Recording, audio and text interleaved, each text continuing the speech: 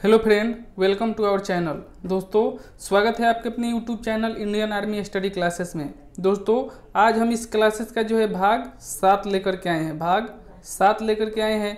आपको मैंने 1 से लेकर 6 तक भाग पढ़ा दिया हूं, जिसमें हर भाग में आपका 50-50 क्वेश्चन है। और यह वही क्वेश्चन है दोस्तों जो आपके पिछले साल और प्रीवियस ईयर में बार बार ये क्वेश्चन दोहराया जाता है, पूछा जाता है। 100% ये नर्सिंग असिस्टेंट में क्वेश्चन दोहराया जाता है और पूछा जाता है। इसलिए मैं इस क्वेश्चन को लाता हूं ताकि आपको जो आने वाले एग्जाम में बहुत से हेल्प मिले और आसानी से इसमें आप ज्वाइनिंग ले लें। तो दोस्तों, मैं बिना किसी बकवास किए क्या करता हूं कि आपको प्रीवियस ईयर पूरे क्वेश्चन आपको यहाँ से स्टार्ट करता हूं और लाइन बाय लाइन इसको क्वेश्चन का आंसर ही बताता हूं। यदि आप देखिए क्वेश्चन आप पढ़ लीजिए, क्वेश्चन पढ़ते वक्त अपने आप से देख लीजिए कि आपको यह उत्तर पता है कि नहीं। यदि आपको इसमें से 50 में से 35 भी उत्तर अगर पता है आपको, तो बुझिए कि आपका सिलेक्शन इस बार हो ही जाएगा। 100% सिलेक्शन हो जाएगा। सिर्फ आप दौड़ का तैयारी कीजिए। तो देखिए आप 35 क्वेश्चन कैसे बनाते हैं और क्या बनाते हैं। तो चलिए स्टार्ट करते हैं और देखते हैं। 3 से 1 पूछा है, किसी वृक्ष को अधिकतम हानि कैसे पहुंचती है। तो दोस्तों, किसी वृक्ष को अधिकतम हानि कैसे पहुंचती है, तो सभी पत्तियों को उसके नाश जब हो जाता है, यानी कि उसके पत्तियों को नाश यानी कि तोड़ ताड़ दिया जाता है, तभी उस वृक्ष को हानि पहुंचता है। क्लोरोफिल का खनिज घटक है, तो क्लोरोफिल में क्या पाया जाता है सबसे ज़्यादा, तो मैग्नीशियम पाया जाता है। आपको हर तरह से घुमा कर एक क्वेश्चन पूछ सकता है। या तो पूछेगा क्लोरोफिल खनिज घटक है, तो क्लोरोफिल खनिज घटक है किसका, मैग्नीशियम का। या सबसे पूछ सकता है आपको क्लोरोफिल में क्या पाया जाता है, तो क्लोरोफिल में क्या पाया जाता है, तो मैग्नीशियम पाया जाता है। 3 से 3 पूछा है, किस स्तर से अधिक की ध्वनि हानिकारक ध्वनि प्रदूषण कहलाती है। तो दोस्तों आपका यहाँ 100 डेसिबल से ही अधिक ध्वनि होता है, लेकिन आपको यहाँ आंसर में दिया है 80 डेसिबल, तो आप 80 डेसिबल ही मारिए। यदि 80 डेसिबल नहीं होता आपको 100 डेसिबल मारना है, क्योंकि 100 डेसिबल से अधिक ध्वनि ये ध्वनि प्रदूषण कहलाती है। तो आपको यहाँ 80 दिया है, इसलिए मैं 80 बता दे रहा हूँ, लेकिन आपको 80 नहीं दिया तो आपका 100 ही होगा। 100 डेसिबल से अधिक की ही ध्वनि आपको हानिकारक पहुँचाती है। एक साधारण स्थल आहार श्रृंखला का सही अनुक्रम क्या है। तो सही आहार श्रृंखला तो आप जानते हैं कि सबसे पहले होता है घास, घास के बाद होता है वो कौन खाता है, हरिण खाती है। और हरिण को कौन खा जाता है, तो बाघ खा जाता है। यानी कि 2, 1 और 3, तो 2, 1 और 3 आपका option D is the correct. पादप ऊपर चढ़ते हैं, यानी कि पादप ऊपर कैसे चढ़ते हैं, तो प्रतापन के द्वारा चढ़ते हैं, प्रतापन। कौन से पौधे में नाइट्रोजन स्थिरीकरण की क्षमता होती है। तो आपको ये मैंने बहुत बार ही ये क्वेश्चन बता चुका हूँ कि ये नाइट्रोजन स्थिरीकरण जीवाणु में चना एवं दलहनी पौधे होते हैं, उसी में नाइट्रोजन स्थिरीकरण जीवाणु होते हैं।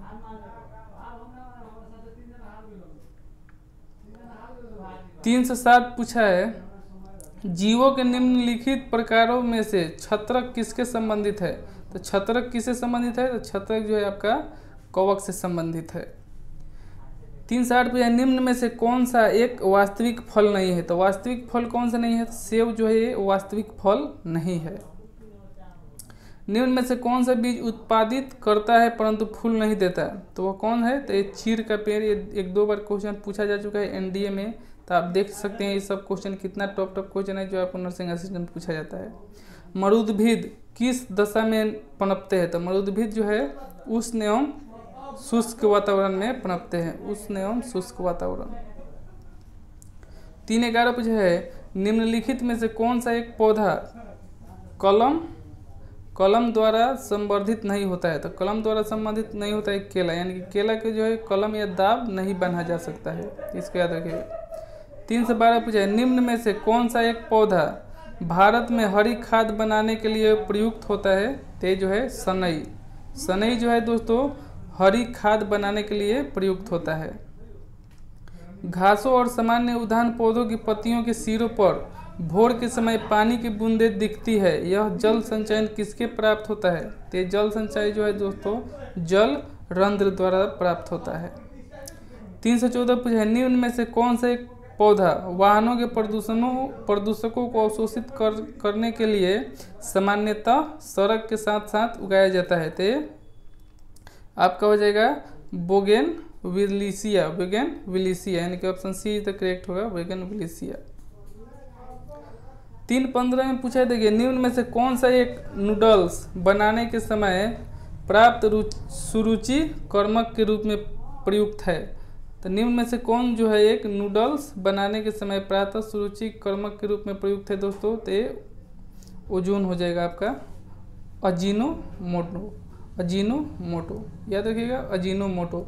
इसको आप बार बार पढ़ लीजिए ताकि आपको ये चीज़ें याद हो जाए, क्योंकि ये चीज़ें पूछा ही जाएगा आपसे दोस्तों। 316 पूछा है, यूकैरियोटिक सेल में प्लाज्मा झिल्ली किससे बनी है। तो यूकैरियोटिक सेल में प्लाज्मा झिल्ली जो है आपका दोस्तों फास्फोलिपिड से बनी है, फास्फोलिपिड से। निम्न में से किसको सेल का पावर प्लांट भी कहते हैं। तो माइटोकॉन्ड्रिया को जो है सेल का पावर प्लांट भी कहते हैं। 318 पे, निम्न में से किस प्रक्रिया में ऊर्जा मुक्त होती है। तो ये श्वसन की प्रक्रिया में ऊर्जा मुक्त होती है। लेप्रोसी बेसिलस का आविष्कारक किया था, यानी कि लेप्रोसी बेसिलस का आविष्कार किसने किया था। तो हेंसेन ने किया था, हेंसेन। 320 पूछा है, रक्त समूह का आविष्कारक है। तो रक्त समूह का आविष्कारक दोस्तों लैंड स्टीनर है। मधुमेह के उपचार हेतु प्रयुक्त हार्मोन इंसुलिन का आविष्कार किसने किया था। तो F.G. बेंटिंग ने किया था, F.G. बेंटिंग ने। जीन शब्द किसने बनाया था। तो जीन शब्द जो है W.L. जॉनसन ने बनाया था, जॉनसन। 23 नंबर पूछा है, एक वर्णांध पुरुष एक सामान्य महिला से विवाह करता है तो वर्णांध के लक्षण उत्पन्न होंगे उसके पुत्रियों के पुत्र में। देखिए बहुत बार क्वेश्चन पूछा जा चुका है यूपीएससी में, एनडीए और आपका नर्सिंग असिस्टेंट में भी। एक वर्णधांत पुरुष है, यानी कि कलर ब्लाइंड एक पुरुष जो है अगर किसी सामान्य यानी कि अच्छे महिला से जो है विवाह करता है तो वर्णधांत के लक्षण उत्पन्न होंगे किस में, यानी कि उसके जो पुत्री है उसके पुत्र में, उसके पुत्री है उसके पुत्र में जाकर के लक्षण सब एथी कर जाएगा, इंक्रीज हो जाएगा। निम्न में से कौन सी एक व्याधि अनुवांशिक है। तो व्याधि अनुवांशिक कौन सी है। तो हीमोफीलिया। तो हीमोफीलिया जो है ये अनुवांशिक है, क्योंकि एक जो है ये दादा परदादा बाप दादा ये सभी से जो है आते जाते रहता है, इसलिए इसे अनुवांशिक कहते हैं। अनुवांशिक विकारों के संदर्भ में निम्न पर विचार कीजिए। तो निम्न पर विचार क्या करना है। तो पुत्र वर्णता है किंतु पुत्री वर्णता नहीं है, ये सही बात है, आपका option D is the correct हो जाएगा। जीवों के विकास के संदर्भ में निम्नलिखित में से कौन सा अनुक्रम सही है। तो आपका देखिए सबसे अनुक्रम सही जो है सालमेंडर, अजगर, उसके बाद कंगारू। सालमेंडर, अजगर और कंगारू जो है आपका सही अनुक्रम है। जानवरों की एक जाति द्वारा उसी जाति के सामान्य सदस्यों को आकर्षित करने के लिए मोचित किए जाने वाले रासायनिक द्रव्य कौन सा है। तो फेरोमोन है, फेरोमोन। रक्त की प्रति स्कंदन पदार्थ कौन करता है। तो हिपैरिन जो है आपका रक्त का थक्का बनाने में सहायक होता है, यानी कि रक्त में प्रति स्कंदक पदार्थ कौन सा होता है। तो हिपैरिन, यानी कि रक्त में जो स्कंदन प्राप्त करने वाली जो पाया जाता है हिपैरिन, यानी कि कभी काल पूछ जाता है कि हिपैरिन कहाँ पाया जाता है। तो ये ब्लड में ही पाया जाता है। 329 पूछा है, आर्कियोप्टेरिक्स किन वर्गों के प्राणियों के बीच की योजक जोड़ी है। योजक कड़ी है दोस्तों। तो सरीसृप तो पक्षी के। मैमथ पूर्वज है। तो मैमथ पूर्वज किसका है। तो हाथी का पूर्वज है, मैमथ जो है हाथी का पूर्वज है। फिरोमोन्स पाए जाते हैं कहाँ। तो कीटों में पाए जाते हैं फिरोमोन्स। भारत की सबसे बड़ी मछली कौन सी है। तो व्हेल शार्क है। निम्न पाइमेंटो में आधुनिक मानव का निकटतम संबंधित कौन है। तो गोरिल्ला है। निम्न में से कौन सी कीट नहीं है। तो मकड़ी जो है, मकड़ी इसको कीट में नहीं गिना जाता है दोस्तों, याद रखिएगा मकड़ी को कीट में नहीं गिना जाता है। पांडा भी उसी कुल का है जिस कुल की है भालू। पांडा और भालू जो है दोस्तों एक ही कुल का होता है। अधिकांश कीट शोषण करते हैं। अधिकांश कीट कौन सा शोषण करते हैं। तो वातक तंत्र से, वातक तंत्र से जो है अधिकांश कीट शोषण करते हैं। कभी कभी पूछता है कि कीट जो है किससे शोषण करते हैं। तो वातक तंत्र से करते हैं दोस्तों, याद रखिएगा। निम्नलिखित में से कौन अंडे देता है और सीधे बच्चे नहीं देता? तो अंडे देता है बच्चे नहीं देता तो एकेडिना। ये बहुत ही बार पूछा जा चुका क्वेश्चन है, एकेडिना जो बच्चे देता है, अंडे देता है बाकी लेकिन बच्चे नहीं देता है सीधा। 338 पूछा, निम्न में से किस एक सर्प का भोजन मुख्य रूप से अन्य सर्प है? यानी कि वह कौन सा सांप है जो सिर्फ भोजन सांप ही करता है दोस्तों? तो ये नागराज, यहाँ देते हैं नागराज। निम्न में से किस एक प्रकार के जीवों में वह घटक पाई जाती है जिसमें मादा मैथुनोपरांत जो है नर को मार देती है? तो दोस्तों ये मकड़ी के मैथुनोपरांत जो है आपको ये मार देती है मादा। तालाब और कुओं में निम्नलिखित में से किस एक को छोड़ने से मच्छरों को नियंत्रित करने में मदद मिलती है दोस्तों? तो गेम्बूसिया फिश। ये तो आप समझ गए हैं तो दोस्तों इसका मतलब क्या होता है? निम्न में से किस एक प्रकार के जीव में वह घटना पाई जाती है जिसमें मादा मैथुनोपरांत जो है नर को मार देती है? तो इसका मतलब तो आप समझते हैं कि मैथुनोपरांत, आप लोग बायोलॉजी तो पढ़े होंगे जब इंटर में है तो यहाँ तक हो गया। तालाब और कुओं में निम्न में से किस एक को छोड़ने के बाद से मच्छरों को नियंत्रण में मदद मिलती है दोस्तों? तो गेम्बूसिया जो फिश जो है इसी को। नेक्स्ट पूछा है 341, निम्नलिखित में से कौन सा एक कपी नहीं है? तो कपी जो है लंगूर जो है कपी नहीं है। डुगोन्स नामक समुद्री जीव जो कि विलोपन के कगार पर है, क्या है वो? स्तनधारी।